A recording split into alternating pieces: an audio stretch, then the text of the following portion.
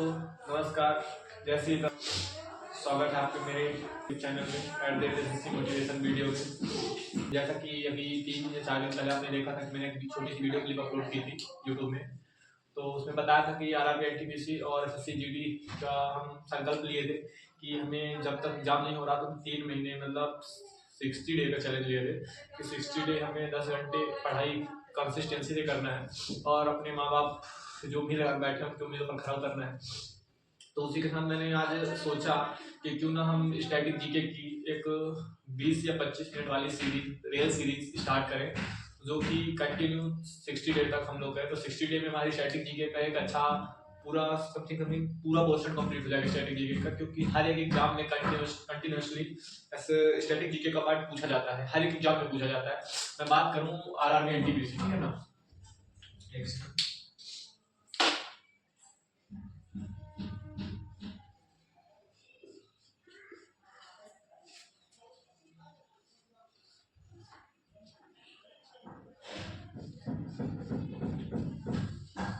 NTPC and SSC GD, इसमें 20 number की GS आती है, इसमें 40 नंबर की जीएस आती है।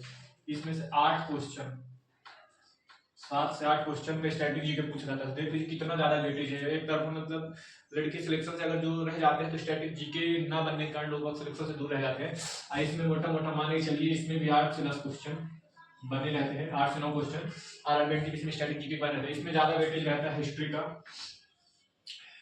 पॉलिटी, जियोग्राफी, इकोनॉमिक्स, और ये एनटीपीसी का है, एएसएससी जीडी का। इसमें भी 20-20 नंबर का सब होता है, मैथ्स, रीजनिंग, जीके, जीएस सब इसमें 20 नंबर। लेकिन मैं स्टैटिक ज्यादा डीप में बात नहीं करूंगा, वीडियो बहुत लंबी बन जाएगी। इसमें मतलब 7 या 8 नंबर का, इसमें 8 से 10 नंबर का स्टैटिक जीके इसमें पूछा जाता है। तो हम सोच रहे थे कि रियल सीरीज करके एक सीरीज चलाएं जिसमें कंटिन्यूसली 20 या 25 मिनट आपके लूंगा। उसमें से आपको डेली स्टैटिक जीके का क्लासिकल डांस से स्टार्ट करूंगा और आपको एट द एंड कॉन्स्टिट्यूशन के जो कुछ मोस्ट टॉपिक होते हैं वहां ले जाकर मैं अंत करूंगा। इस बीच मुझे 50 या 60 डे लग जाएंगे।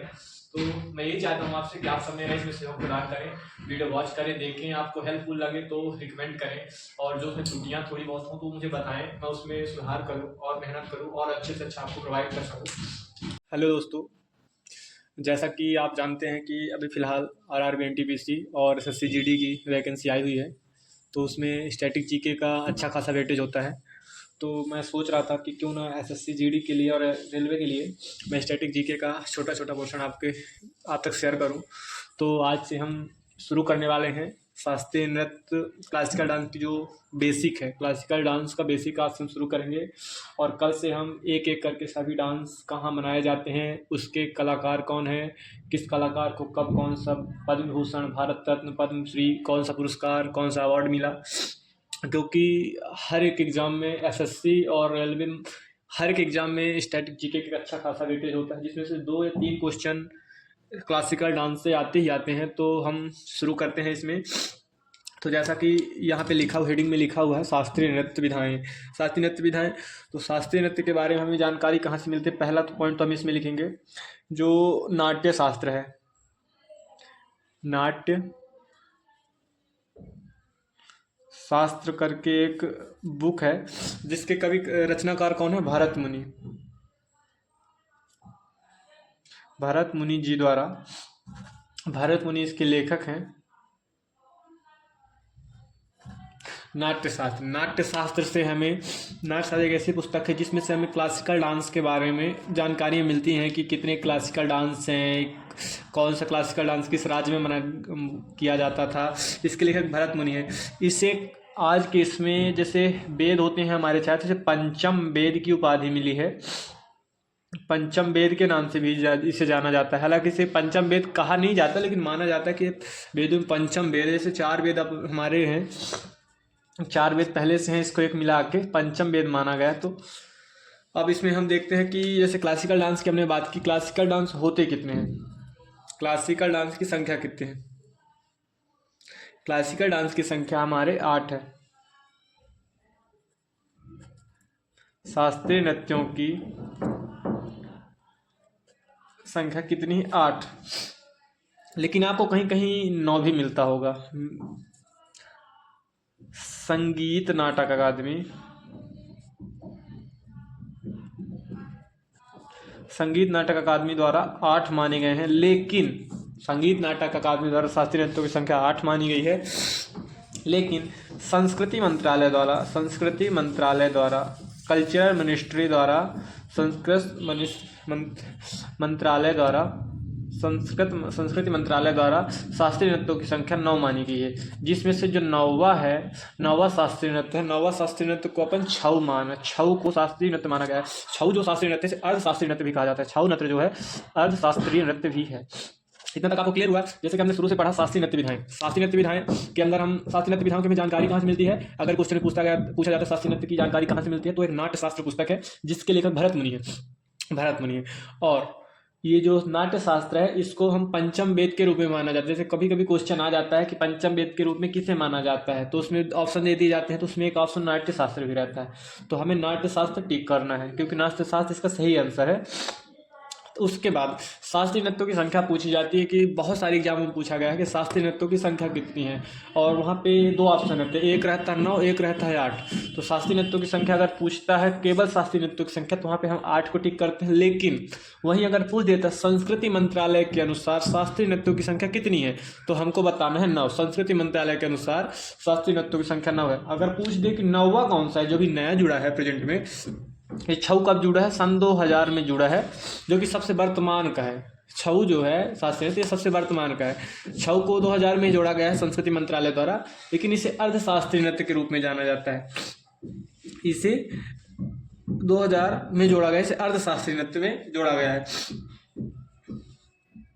अब इसी छऊ को यूनेस्को की अमूर्त सूची में 2010 में जोड़ा गया है। बहुत दोस्तों को, मेरे भाइयों को अभी इसमें कंफ्यूज होगा अमूर्त सूची क्या होती है। तो दोस्तों मैं आपको एक छोटा सा टॉपिक और क्लियर कर दूं यहीं पे। यूनेस्को जो होता है ना, UNESCO, यूनेस्को, पहले तो हमें यूनेस्को का फुल फॉर्म पता होना चाहिए। United Nation Education Scientifically Cultural Organisation होता है। United Nation Educational Scientifically Cultural Organisation होता है यूनेस्को का मतलब। यूनेस्को की 2 प्रकार सूची, एक मूर्त सूची होती है, एक होती अमूर्त सूची। मूर्त सूची और अमूर्त सूची। यूनेस्को की मूर्त सूची में हमारे, जैसे मूर्त का मतलब ये होता है जिसको हम छू सकें अपने हाथों से, जिसको हम छू सकते हैं, जैसे ताजमहल ये और एलोरा की गुफाएं, जिसको हम देख सकें, छू सकें। मेन होता है टेंजिबल, इंटेंजिबल। एक मूर्त को बोलते हैं टेंजिबल, TENSIBL, टेंजिबल। इसको इंटेंजिबल है cultural heritage, intangible cultural heritage बोलते हैं। तो जो मूर्त सूची में आते हैं जिसको हम छू सकते हैं, जैसे हमारी धरोहरें वगैरह हो गई, ये मूर्त सूची में आती हैं। अमूर्त सूची में जैसे डांस हो गए, कौन सा डांस कहाँ की, ये सब अमूर्त सूची, जिसको हम छू नहीं सकते उसको अमूर्त सूची में जोड़ा गया। अब पूछ लेता अमूर्त सूची की संख्या कितनी है। अमूर्त सूची की अमूर्त सांस्कृतिक विरासत, अमूर्त सांस्कृतिक विरासत की संख्या है 15। मूर्त सांस्कृतिक विरासत, अमूर्त सांस्कृतिक विरासत की संख्या है 42।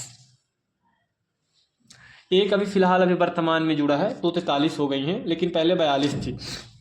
ये हो गए हमारे अमूर्त, यूनेस्को की अमूर्त सूची और मूर्त सूची में अंतर मैंने समझा दिया आपको। अब हम फिर से अपने टॉपिक पे आते हैं। हमने छऊ पे थे, तो जो 9वां है अर्थशास्त्र में, तो छऊ के हमारे 3 भाग हैं। छऊ के भाग ये आने वाले एग्जाम में, अब जो एग्जाम हो चुके हैं, बहुत बार पूछा गया है छऊ के बारे में, बहुत सारे क्वेश्चन बन जाते हैं। छऊ के 3 भाग क्या है? मयूरभंज छऊ, सरायकेला छऊ। दोस्तों ये पहली बार नाम सुन रहे हैं तो थोड़ा अजीब लगेगा, लेकिन 1 बार 2 बार प्रैक्टिस करने में सब आ जाएगा, सब याद हो जाएगा। बहुत पूछा जाता है यहाँ से क्वेश्चन मेरे भाई। पुरुलिया छऊ कहाँ होता है? पश्चिम बंगाल में होता है, पश्चिम बंगाल। सरायकेला झारखंड। मयूरभंज छऊ उड़ीसा। अब देखिए याद करने में तो थोड़ा दिक्कत तो होगी मेरे भाई इसको, तो हम छऊ के जो हैं छऊ को ना हम कैसे याद कर सकते हैं, तो इसकी एक मैं खुद से बनाया हूँ छोटी सी ट्रिक, अगर आपको अच्छी लगे तो आप भी ट्राई करिएगा। जैसे छऊ, छऊ का मतलब होता है छा जाना, छऊ मतलब छा गया, छा जाना। तो एक चीज़ और बता दूं मैं, पूरी स्टैटिक में जो स्टैटिक अगर जो भी थोड़ा बहुत आपको हिंट दूंगा, स्टैटिक में हम पश्चिम बंगाल को बंगला कहेंगे, बंगला। हाँ, तो हम स्टार्ट करते हैं। पुरुलिया छऊ, पुरुलिया छऊ। जैसे हम किसी से अगर बंगला खरीदते हैं तो हम क्या लेंगे, पूरा, पूरा बंगला, पूरा बंगला। पुरुलिया मतलब पश्चिम बंगाल, पश्चिम बंगाल मतलब पूरा लिया, पुरुलिया छऊ का है पश्चिम बंगाल। तो एक तो हमारे याद होगा पुरुलिया मतलब पूरा लिया बंगला, पश्चिम बंगाल। फिर आता है हमारा मयूरभंज। मयूर कब नाचता है, मयूर जब पानी गिरता है तो देखोगे ओढ़ के, उसके जो पंख होते फैला के पूरा नाचता है, पंख फैला के। तो उड़ीसा उड़ता तभी है जब वो नाचता है, तो इसका मयूरभंज कब उड़ता है, जब पंख फैलाता है, पंख फैला के उड़ता है, उड़ता मतलब हो गया उड़ीसा, उड़ीसा हो गया। सरायकेला, तो सरायकेला को हम ऐसे याद कर सकते हैं कि हमारे घर में केला रखे थे, जिससे हमारे घर में केला रखे थे जिसे सबने झाड़ के खा लिया, झाड़ के खा लिया। सरायकेला मतलब सराय मतलब सभी, झाड़ के मतलब सब इकट्ठा करके, केला मतलब खा लिया, सरायकेला, सारे केला खा लिया मतलब सरायकेला। छऊ कहाँ का है, झार का मतलब झारखंड। ये हमारे याद हो गए छऊ। इसमें से दोस्तों बहुत सारे एग्जामों में एक चीज़ पूछा गया है कि सरायकेला छऊ कहाँ का है, छऊ का कौन सा भाग पश्चिम बंगाल में होता है, सर छऊ का कौन सा भाग उड़ीसा में होता है, छऊ का कौन सा भाग झारखंड। बहुत सारे क्वेश्चन इस तरह पूछे जाते हैं। हाँ, तो हमारा यहाँ तक हुआ सरायकेला छऊ तक तो हो गया दोस्तों। इसके बाद हम आगे चलते हैं। आज सिर्फ हम इसका बेसिक बताते हैं, और जैसा भी आपका कमेंट वगैरह रहेगा उसके हिसाब से कल से हम इसके आगे बढ़ेंगे, इसी पार्ट को आगे करेंगे।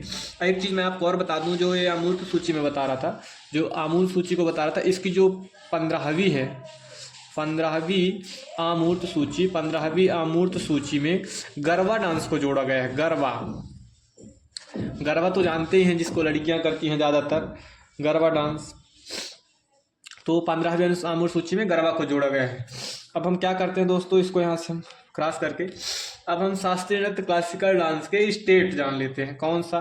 तो एक साइड लिख लीजिएगा क्रमांक, यहाँ शास्त्रीय नृत्य, शास्त्रीय नृत्य, यहाँ लिखते हैं राज्य या संबंधित राज्य, राज्य संबंधित राज्य।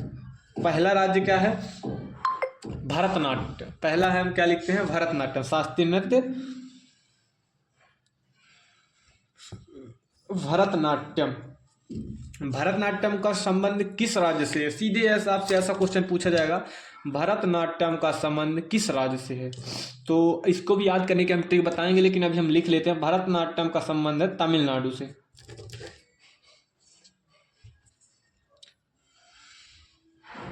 तमिलनाडु। फिर दूसरे में हम लिख लेते हैं उड़ीसी। 2-3 डांस तो मैं आपको ऐसे याद करा दूंगा दोस्तों कि आपको याद करने की जरूरत ही नहीं पड़ेगी। उड़ीसी, मणिपुरी,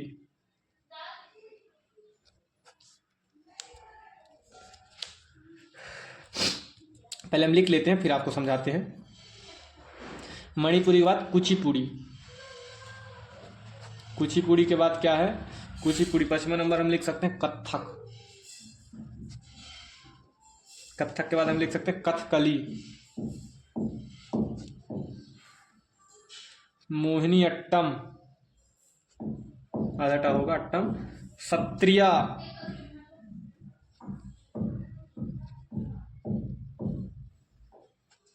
एक रहेगा तो एक हम आगे वाले स्लाइड में बता देंगे आपको। हाँ, तो देखिए भरतनाट्यम शास्त्रीय नृत्य पहले एक बार मेरे साथ आप पढ़ेंगे, याद करेंगे। भरतनाट्यम, ओडिसी, मणिपुरी, कुचिपुड़ी, कथक, कथकली, मोहिनीअट्टम, सत्रिया। फिर से एक बार आंख मूंद याद करेंगे जो हम अभी पढ़े हैं। भरतनाट्यम, ओडिसी, मणिपुरी, कुचिपुड़ी, कथक, कथकली, मोहिनीअट्टम, सत्रिया। तो अब चलो हम इनको याद करते हैं। याद कैसे कर सकते हैं, भरतनाट्यम कहाँ का है, तमिलनाडु का। ओडिसी कहाँ का है, ओडिसी सीधा सीधा समझ में आ रहा, उड़ीसा का है, ओडिशा का है।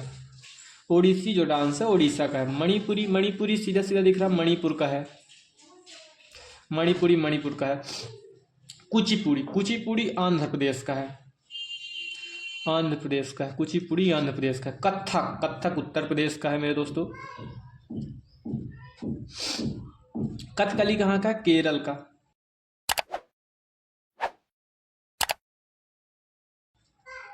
मोहिनीअट्टम केरल का।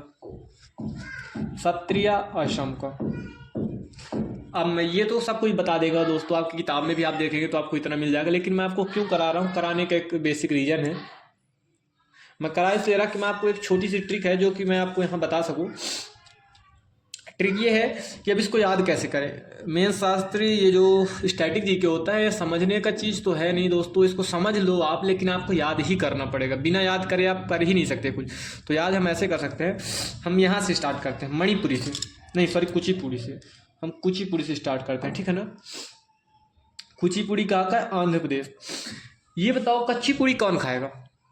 कच्ची पूड़ी वही खाएगा जो देखेगा नहीं। भाई हम देख लेंगे तो हम खाएंगे क्यों? कच्ची पूड़ी वही खाएगा जिसको दिखेगा नहीं, जो जान देखा ना होगा करीब कच्ची पूड़ी कि कच्ची है कि पकी है। कच्ची पूड़ी, कुची पूड़ी को हम कच्ची पूड़ी। आंध्र प्रदेश को हम पूरे स्टैटिक जीके में आंधा कहेंगे, अंधा। आंध्र प्रदेश को अंधा कहेंगे, अंधा। तो कुची पूड़ी कच्ची पूड़ी कौन खाता है? आंध्र प्रदेश के लोग। कच्ची पूड़ी आंध्र प्रदेश के लोग खाते हैं। कच्ची पूड़ी आंध्र प्रदेश के लोग खाते हैं। और एक चीज और बता दूं, कली और अट्टम, कली और अट्टम आपको जहां भी देखने को मिले आप आंख मूंद के लगा दीजिए केरल। कली और अट्टम रूट वर्ड ही हैं, कली और अट्टम रूट वर्ड है केरल के, तो आप उसको केरल लगा लेंगे। और ये मणिपुरी मणिपुर का है, उड़ीसी उड़ीसा का है। कितने आपको याद होंगे? 3 2 5 याद हो गए, कहाँ बचे? ज़्यादा नहीं बचे। अब भरतनाट्यम, भरतनाट्यम तमिलनाडु से इसके हैं। भारत मिलने कहाँ गए? भरतनाट्यम को भारत प्लस नाट्यम कह सकते हैं, भारत प्लस नाट्यम, भारत मिलन, भारत मिलन, भारत मिलन, तमिल मिलन, तमिल मिलन। आप ऐसे रिलेट कर सकते हैं, जैसे आप याद कर सके वैसे आप याद कर सकते हैं। मैं अपनी ट्रिक बता रहा हूँ जैसे मैं याद किया हूँ। भरतनाट्यम भारत मिलाप, भारत मिलाप तो सुने हैं रामायण में ना, तो भरतनाट्यम भारत मिलाप, भारत मिलन, तमिल, तमिल मिलन आ रहा है ना, तमिल तमिल, तो उसको भरतनाट्यम को अपन तमिलनाडु से मिला सकते हैं। तो आप याद करेंगे भरतनाट्यम का राष्ट्रीय आंख मूंद के याद करेंगे, भरतनाट्यम तमिलनाडु का, ओडिसी उड़ीसा का, मणिपुरी मणिपुर का, कुचिपुड़ी कहाँ के लोग खाते हैं? अंधे होते हैं यहाँ के। अंधे लोग कहाँ के होते हैं? आंध्र प्रदेश के। तो कुछ कच्ची पूड़ी कौन खाएगा? आंध्र प्रदेश के लोग खाएंगे। कथक, कथक का सीधे लेकिन कथक कभी ना थकने वाला, कथक मतलब कभी ना थकने वाला। कभी कौन नहीं थकते? उत्तर प्रदेश के लोग नहीं थकते हैं, कोई भी काम करवा लो उनसे कभी नहीं थकते। उत्तर प्रदेश, कथक उत्तर प्रदेश। याद करने के लिए हम कुछ भी रूट वर्ड निकाल सकते हैं दोस्तों। कथक मतलब कभी ना थकने वाला, कभी नहीं थकते कहाँ के लोग? उत्तर प्रदेश के लोग। कभी ना थकने वाले उत्तर प्रदेश लोग, कथक। कथकली में आपको बताया केरल, अट्टम बताया केरल, जहाँ कली और अट्टम जहां भी आए वो केरल के डांस है। सत्रिया, सत्रिया कहाँ का? असम का।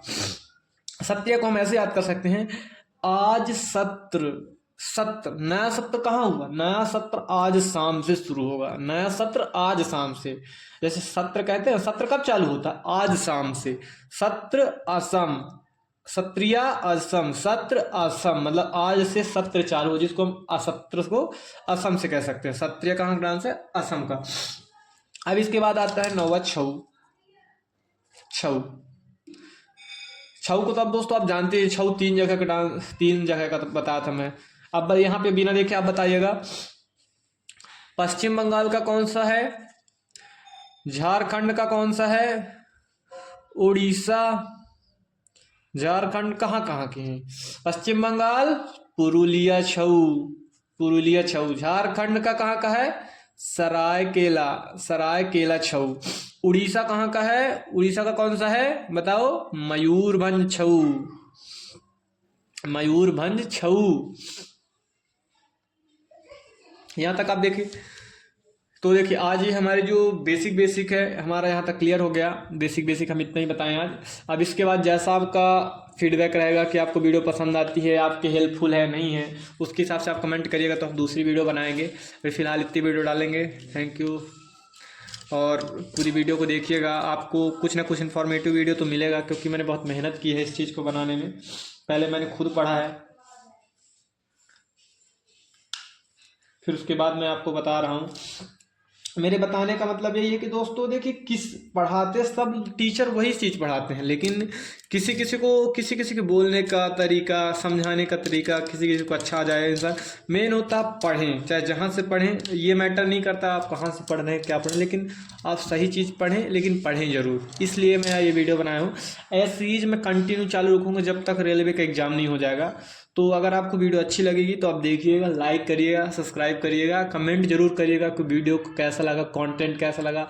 अगर मेरे वीडियो में कुछ गलती है या कि कुछ त्रुटि या कि मैंने कुछ गलत बताया तो उसको भी आप कमेंट करिए, क्योंकि मैं भी आपकी ही उम्र का हूँ और आप मेरे बड़े भाई भी हो सकते हैं, छोटे भाई हो सकते हैं, बराबर के दोस्त भी हो सकते हैं वीडियो देखने वाले। तो कोई भी हो तो उसको अन्यथा न लें, कोई गलती हुई हो तो उसको ज़रूर मुझे बताएं, मैं आने वाली वीडियो में उसको ज़रूर सुधार करूँगा और त्रुटियों को ध्यान में रख के काम करूँगा। त्रुटियाँ ना हो, कम से कम हो, हालांकि त्रुटियाँ हो ही ना, त्रुटि रहित बनाने की कोशिश करूँगा। लेकिन इंसान मैं भी हूँ दोस्तों, अगर गलती हो तो उसको क्षमा करिएगा, लेकिन बताइएगा ज़रूर कि भैया आपने यहाँ गलती किया है, आप इसको सुधारिएगा। लेकिन अगर आपको मेरा कंटेंट अच्छा नहीं लग रहा लिखने का तो मेरे पास बोर्ड भी, मैं बोर्ड में भी पढ़ा सकता हूँ, लेकिन मुझे ये हाथ का लिखा हुआ बहुत सुटेबल लगा, क्योंकि हाथ से लिखने में अपन की प्रैक्टिस भी अच्छी है, आपको भी ज़्यादा पास से समझ में आएगा। इसलिए मैंने अभी हाथ से पढ़ाने की कोशिश की है। आपको ये सेशन कैसा लगा कमेंट में ज़रूर बताएं। जय हिंद, जय भारत।